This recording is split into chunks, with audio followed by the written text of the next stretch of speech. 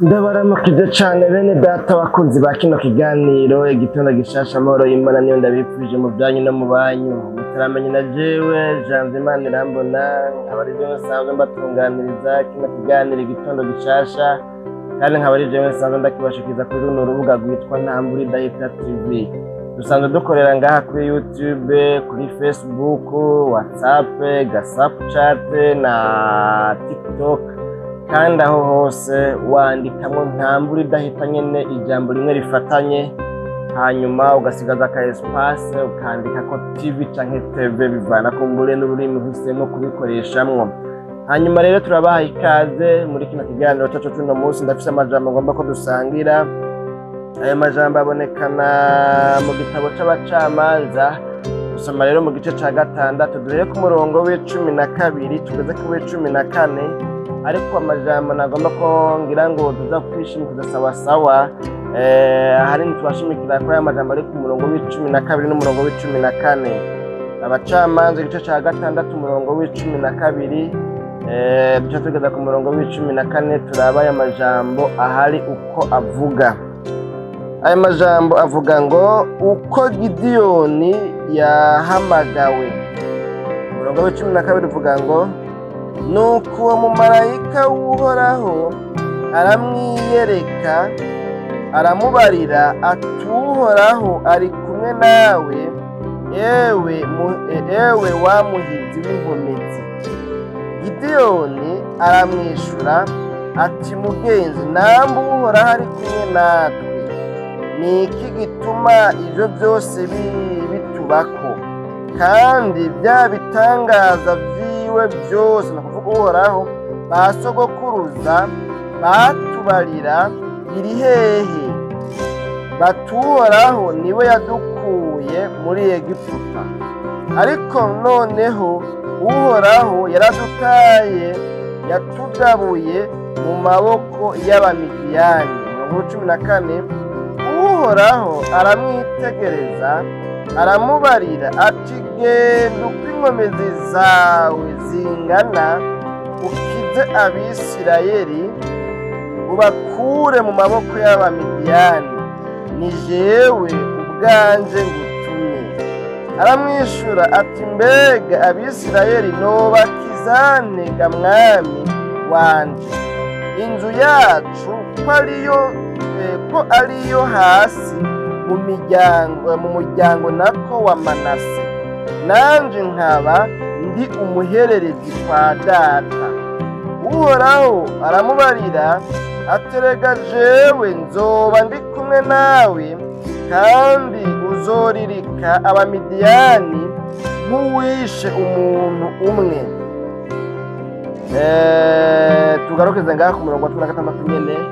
Nano majambo Imana yacu ni imbazwe bene data bakozi ba kino kiganiro igitondo gishasha. Hari umurongo kumbe tutasomye ngaha w'11 werekana aho umumarayika yamusanze, avuga ngo bukeye umumarayika w'Uhoraho araza yicara munsi y'igiti c'umweloni cari muri Ofura, cari ica Yowasi Umwabiyezeri, kandi umuhungu wiwe Gideyoni yariko arakubitira ingano mu bwato baganiramwo vino bwimbwe mu kuzimu, kugira ngo azinyegeze Abamidiyani.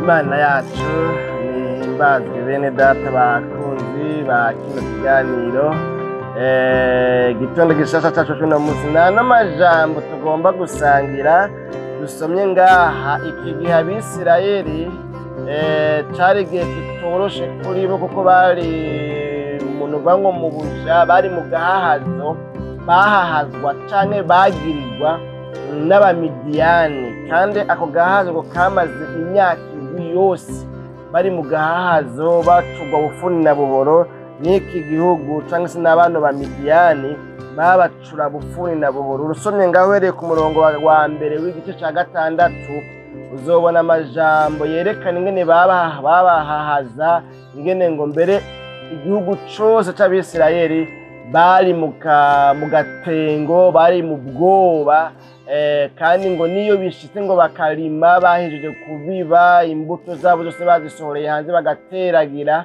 ngo abamidiyani baca baza bagasibanganya imirima yabo ngo ntihagire n'urubuto na rumwe rusigara kumbure, novuga ngo imirima yabo bakayonesha n'ibitungano byabo bano bamidiyani kugira ngo bitwe n'inzara, ibyo barimye ntibizogire. Izi ngano urumva ko na Gideyoni ngaha ngo yariko arazisekura, azisekurira mu kuzimu, mu bwato ahantu mu kuzimu ngo kugira ngo bikunde bazinyegeze abamidiyani, kuko abamidiyani bibonekana ko umwe mu mugambi bari bafise, imwe muri strategie bakoresha kwari ukwicisha inzara Abisirayeli. Imana yacu nidutabare. Hanyuma kandi Gideyoni dusomye mwana majambo yari umuhererezi mu nzu ya se, niwe yari umuhererezi w'inyuma y'abandi bose mu muryango cyangwa se mu nzu ya se, kubavuka kuri se Yowasi. Hanyuma kandi nasomye ngaho Bibiliya mwabyumvise, Bibiliya itwereka yuko na Yowasi nawe ngo yari umuhererezi mu bakomoka kuri Manase. Manase ni muri ya miryango 12 y'Abisirayeli. Urumva rero byari ibintu novuga ngo bigenda bikwegakwegana mu muryango wa Manase. Yowasi yari uw'inyuma, yari umuhererezi, kandi aho hambere hahise atari uwo mbona bihinduka ugasanga kumbure umuntu araba imfura mugabo ntabe samuragwa, ariko burya aho hambere hahise ho byarakurikirana, ugasanga umuntu atari we yiyatse kuba samuragwa n'ingeso mbi agize kubw'inyifato mbi, ariko samuragwa yamara imfura. Imana yacu nidutabare. Hanyuma rero urumva yuko uyu wewe ngo yari umuhererezi mu bakomoka kuri Manase. Manase nawe ni muri babandi 12. hanyuma rero Yowasi nawe arabyara, abo yabyanye batwereka ngo ni bangahe, ariko umugabo umuhererezi hari inyuma ya bose nawe n'uyu Gideyoni. Imana yacu nidutabare. Rero kino gihe igihugu cyose kiri mu kangaratete, igihugu cyose kirugarijwe, igihugu cyose kirageramiwe n'ibihe bigoye barimo. Imana yacu nidutabare. Hanyuma rero ngo umumarayika w'umwami Imana, umumarayika w'uhoraho ngo araza rero, aza aho Gideyoni ari, wa muhererezi novuga ngo yamaze kwiyakira yuko mu bakomoka kuri Yowasi we ari umuhererezi, ibyo kuba samuragwa ntibirimwo. Hamwe hotumwa ko abakomoka mu muryango wa Yowasi Gideyoni yoza ubwa nyuma. Habayeho ibibazwa uyu muryango, Gideyoni siwe yoherwa ko, Gideyoni n'uwa nyuma hariya yaramaze kwiyakira, azi ko amateka atomoye neza avuga yuko wewe ari umuhererezi mu nzu ya se, kandi ko na se nawe nyine atajambo afise. Mu yandi majambo ngomba kuvuga ngo Gideyoni arazi ko atajambo afise imbere yabo bavukana bose hamwe bakomoka kuri Yowasi. Hanyuma kandi Gideyoni arazi amateka neza ko bitomora yuko na se wiwe nawe nyene ari umuhererezi, ari uw'inyuma mu bakomoka kuri Manase, ko Yowasi nawe atajambo afise.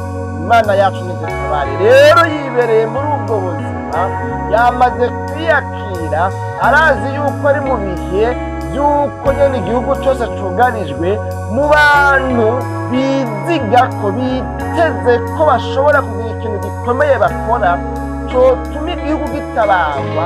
Gideyoni ntarimwo, kuko nawe arafise amateka, arafise ikiziriko cy'amateka, kandi icyo kiziriko cy'amateka kiramuboshe, kimwemeza neza yuko mu botabara igihugu atarimwo, mu bantu bogera kure atarimwo, mu bantu bokoreshwa iby'ubuhizi Gideyoni ntiyiteze kubamwo, mu bantu biteze kuzoronka akazoza keza Gideyoni ntiyiharuramwo, mu bantu bazogera kure Gideyoni ntiyiharuramwo, ntiyiteze kubamwo abanamba, kuko arazi yuko uhereye kuri se wiwe ukamanuka no kuri we no kuba bavukana yuko bamara abantu b'inyuma y'abandi, bamara abantu bahereza, novuga ngo bamara inimero ya nyuma hariya. Imana yacu nidutabare. Hanyuma rero mugabo Imana itarobanura abantu ku butoni, Imana umuremyi w'ijuru n'isi yo itaraba nk'uko abantu baraba. Imana itumye umumarayika wayo ngo amanuke agende kuri wa muntu yamaze kwiyakira. Uyu muntu asanzwe azi neza ko atazovamo, uyu muntu asanzwe azi neza ko atakintu azoshikako, uyu muntu atakazoza karekare keza karyoshe gatomboye yiteze gushikako. Uyu muntu ariko arikwita utugano twiwe mu bwato bwimbwe ahantu mu kuzimu ariyo yihanze, atiteze kuzoduga ngo aje kw'isonga ry'igihugu. Uyu muntu ni w'Imana itumye k'umumarayika. Umumarayika nawe aragenda rero ngo agezeyo aramubwira ngo aramwiyereka ngo aramubwira ngo Uhoraho ari kumwe nawe, ewe wa muhizi w'inkomezi. Imana yacu n'ihimbaza. Aya majambo yanyoje. Kumbe umuntu umunyantege nke kubw'ikiziriko c'amateka kimuhoshe, kubwa karande yo mu muryango, kubw'ibyo bamuvuze ko mu muryango, kubw'ibyo umuryango wiwe wakuriyemwo, kubw'ibyo batekereye abiwabo mu gisokuru no mu gisokuruza. Kumbe uyu muntu Imana imufitiye umugambi. Imana itarobanura abantu ku butoni, izanwe no kumukoresha iby'ubuhizi, izanwe no kumukura kw'agasuzuguriro, izanwe no kumukura muri kano gakengegwe, izanwe no kumukura mu kibanza c'inyuma y'abandi kivuga ngo wewe uri umuhererezi, hariho ibyo udashobora kuronka uciye kuri bakuru bawe. Wewe gushikirwa kwawe ni ukw'inyuma hariya mu bakomoka kuri Yowasi. Ariko Imana sinzi ibyo yafatiye ko mu kugira ngo imubonemwo inkomezi zidasanzwe. Imana yacu nihimbazwe. Ituma umumarayika araza mu izina ry'Uhoraho avuga ngo Uhoraho ari kumwe nawe, ewe wa muhizi w'inkomezi. Imana yacu nihimbazwe. Ni koko amateka wigishijwe, ibyo wabwiwe, ibyuzi muri kahise kawe na kahise k'umuryango bivuga ngo mwebwe murabe inyuma hariya, ni mwebwe bahereza ko baherukirako baharuye uko amazu y'abakomoka mu muryango iwanyu akurikirana. Ariko mugabo jewe Imana nzanywe no kukubwira yuko uri umuhizi w'inkomezi zidasanzwe. Hariho inkomezi utiyiziko, hariho ibyo utiyiziko Gideyoni, ariko jewe ndabikuziko kandi nzanywe no kuguhagurutsa kugira ngo ndabigukoreshe mw'iby'ubuhizi, aba ari wewe ntabara Abisirayeli bose nciye kuri wewe, nkoresheje wewe. Imana yacu iragahezagirwa n'ahari yisanzwe ihezagira. N'amajambo yanyoheye hariya ku murongo w'14 hatwereka ingene Gideyoni ngo yari ahejeje rero kubwira umumarayika ngo none asangwa n'umuhizi w'inkomezi, asangwa Uhoraho ari kumwe nanje, asangwa Uhoraho ari kumwe natwe. Ni kubera iki yadutaye? Ni kubera iki yatwibagiwe? Ni kubera iki ibintu bimeze gutya? Bya bitangaza ba sokuru na ba sogokuruza bahereye kera batubwira Imana niyo yabakuye mu gihugu cya Egiputa ibakujeho ibitangaza n'ibimenyetso bihambaye. Mbega byaroyeho ibyo bitangaza twaciye ubwenge batubwira.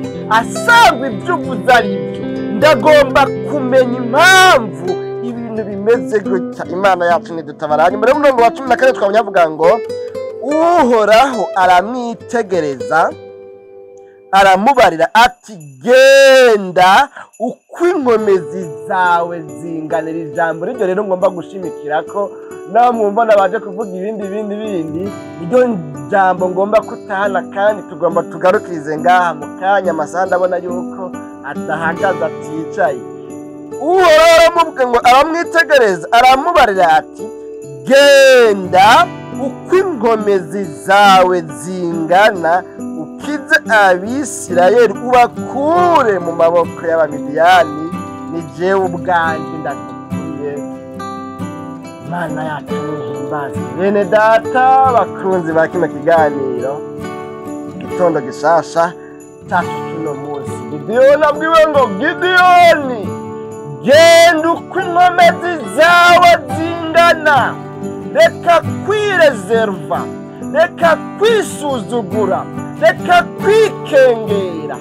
Wowe amateka ariho ibyo yakubwiye kuri uw'inyuma, ariko mugabo yarakwononye mu bwenge.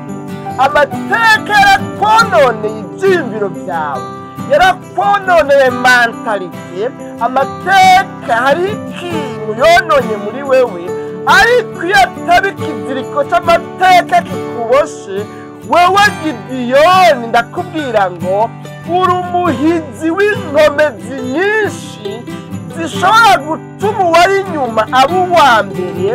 Wewe uri umunyenkomezi Gideyoni, uri umuhizi. Muri bino bihe igihugu cyanyu kirimo hakenewe abafise inkomezi, nubwo amateka y'abavuga ibintu bitandukanye nuko bameze. Imana yacu nidutabara. Nubwo amateka y'ababwira yuko ataco bazovamwo, ariko bino bihe bikeneye abantu bafise inkomezi zishobora guhangana n'ibyo amateka y'ababwiye, kandi izo nkomezi ntazo biyiziko kubera amateka, ariko nzanywe no guhagurutsa abahizi b'inkomezi nubwo bo batavyo biyiziko, ariko nzanywe no kubahagurutsa. Imana yacu nidutabare kandi nihimbazwe bw'ano majambo twumvise. Muri ano majambo Gideyoni yari yaramaze kwiyakira. Birashoboka nawe hakaba hariho ibihe umaze iminsi uzungurukamwo byakuboshe, birakubwira ngo abiwanyu bama bakenyuka, bama bapfa bakiri bato, ntaco bigera bashikako. Hariho abantu bamwe usanga bayabwiwe ko ata muntu ava muri bo yiga, ko ata muntu ava mu muryango iwabo yiga ngo ashike kure, bigaca bituma bavuga ngo jewe ibyo kwiga ndahevye, nta bantu b'iwacu biga, nta w'iwacu yabaye umukuru w'igihugu, nta w'iwacu yabaye umugwizatunga ku rwego rwo hejuru. Ekaye amateka bivuga neza bitomoye ko twebwe iwacu tudatera imbere. Umuntu ugaca usanga aboshwe n'ibyo, ariko ijambo ry'Imana rivuze ngo haguruka ugenda uko inkomezi zawe zingana. Wewe ndakwitegereje, ndakubonamo inkomezi zidasanzwe, kandi naguteguriye gushika kure. Ariko ikintu kikononeye kazoza keza, nuko ukigendera mu mateka y'abantu atatu bashitseko. Nayo ubundi wewe uri umuntu adasanzwe, kandi uzokoreshwa ibikomeye. Imana yacu nidutabare. Bene data bakunzi ba kino kiganiro igitondo gishasha cyacu tunamusi, n'amajambo rero ngomba ngo dusenge. Ndakubwiye ngo haguruka ugende uko inkomezi zawe zingana, kuko Imana niyo iguhagurukije. Muri ano majambo ivuganye nawe ngo haguruka ugende uko inkomezi zawe zingana. Hariho inkomezi ufise utari kurakoresha, uricaye ubaye indera amaboko kubw'ibyo wabwiwe, kubw'ibyo ubona bigukikuje. Wavukiye mu muryango ukenye, wavukiye mu muryango utiga, wavukiye mu muryango udatunga, wavukiye mu gihugu cugarijwe n'ubukene. Ubona yuko umengo wewe nta gitangaza kizoba. Mu bantu biteze ibitangaza nturimwo, mu bantu biteze kubaho neza nturimwo, mu bantu biteze gushika kure wewe nturimwo. Ariko Imana ivuganye nawe muri kino kiganiro ngo haguruka ugende uko inkomezi zawe zingana, kuko muri wewe harimo inkomezi wewe wasuzuguye, wewe utazi, zashizwe ko igipfundikizo, zirapfundikiranirwa ahantu, zugaranirwa ahantu kubera amateka wakuze ubwigo, wakuze wumva ko ata kintu na kimwe uzovamo. Ariko uri umuntu udasanzwe, uri umuntu akomeye cyane. Hari imbaraga, hari ubushobozi, hari inkomezi zidasanzwe ziri muri wewe. Hamwe wozipima gusa ugahaguruka ugakora. Nimba ari akazi ukarondera akazi, nimba ari ukudandaza ukadandaza, nimba ari ukwiga ukiga, nimba ari ubushakashatsi ugashakashaka, nimba ari amaproje ugapanga proje. Hari inkomezi zidasanzwe, kandi igihe cyose uzoguma wicaye ngaho hantu hawe hagaragara no mu kuzimu, nk'aho Gideyoni yari ahambye, yari yicaye mu kuzimu yinyegejeyo. Niwaguma muri ico kinogo, muri uko kuzimu, ntibizigera bikunda kubona inkomezi zawe zitangaje zinyegejwe muri wewe. Ariko niwahaguruka ugakora, ukagenda uko inkomezi zawe zingana, uzoshika kure, uzokoreshwa iby'ubuhizi ibidasanzwe. Imana yacu nihimbazwe. Nta n'amajambo reka dusenga Imana, kubera ko iminota nyene ndabona yarimaguritse. Ego none rero bene data, nta n'amajambo. Mbega bimeze gute wewe nawe aho uherereye? Ubuzima bwawe urimwo ntiwoba uboshwe n'ibyo wumvise wabwiwe, ariko ukaba wahise guhaguruka. Haguruka ukore, haguruka urondere ubuzima, haguruka wige, haguruka urime uzokwimbura. Ntugu umuntu umengo uzoba uwa nyuma, nimba byarashitse akaba ari byo wakoze bitakunze. Haguruka ukore, Imana iraguhagurukije. Guhaguruke hanyuma ugende uko inkomezi zawe zingana. Niwagenda uko inkomezi zawe zingana, ntiwirezeruve, ntiwibohe, ntiwikengere, ntiwisuzugure, ntiwigwize n'ubusa. Niwagenda uko inkomezi zawe zingana, ugiye kubona igitangaza vuba bidatevye, kuko Imana igiye kugukoresha iby'ubuhizi. N'abahigwe abantu bagiye guhaguruka bakagenda uko inkomezi zabo zingana. Imana igiye kubagirira neza. Ubu buhanuzi bugiye gusohora kuri bo. Imana igiye kubakoresha iby'ubuhizi. Tubonye ko Gideyoni ahubwo umugambi wari uhari, wari uko igihugu cyose kigiye gutabagwa kubera Gideyoni, wa undi w'inyuma hariya, kandi akomoka ku muntu w'inyuma nyene mu muryango iwabo. Nawe rero umuryango wawe ugiye gutabagwa ku bwawe niwahaguruka ugakoresha inkomezi ziri muri we. Imana yakwemanye, kuko Imana ntiyakwimye amahirwe y'ubuzima ngo yitwaje ko wavutse ubwa nyuma, ko wavutse utageze ku wanyu badatunga ekaye h'abanamba. Ibyo bintu Imana ntibikorera ko. Ayo n'amateka ya karande n'ingene ibintu mw'isi bimeze. Ariko mw'isi y'intemu uri umuntu adasanzwe. Imana igiye gukoresha ibikomeye niwahaguruka ugakundira Imana ugakora, Imana igiye kubana nawe. Mwami Yesu, ngushimiye cyane kubw'ano magambo twumvise. Buri wese ayumvise rero akaba yumviye, akayemera, akayizera, akayakira, akaba yumva yuko uhagurukijwe no kumukura aha hantu mu kuzimu anyegeye, amaze igihe yinyegeje, abona ko atakintu azovamo. Uyu muntu yemeye kubyizera, akaba avuze ngo Mana mpangaze, hariho kumbura amahirwe ntakoresheje, hari inkomezi washize muri jewe ntakoresheje. Hari n'igihe mura numva ngize iyerekwa, ariko nkigaya nkisuzugura, niyumvira ngo ntabyo noshikako, kubera ko umengo birafise abantu babigenewe ibyo kudandaza umuntu agatera imbere, ibyo kwiga umuntu akagera kure, ibyo gupostinga hanyuma umuntu akaronka akazi, umengo birafise abantu babigenewe muri kino gihe. Mana narisuzuguye ngwize kumbaza umuntu asabye imbabazi n'umuguze kumbabazi, hanyuma Mana umushoboze guhaguruka genda uko ingoma ziba zingana, nawe wiyemeje kumugwana no kumugirira neza. Urakoze, ibyo ugomba byose bishishikare kugaragara mu izina ryawe ryera Kristo Yesu, no kuvuga tubyizeye. Amen.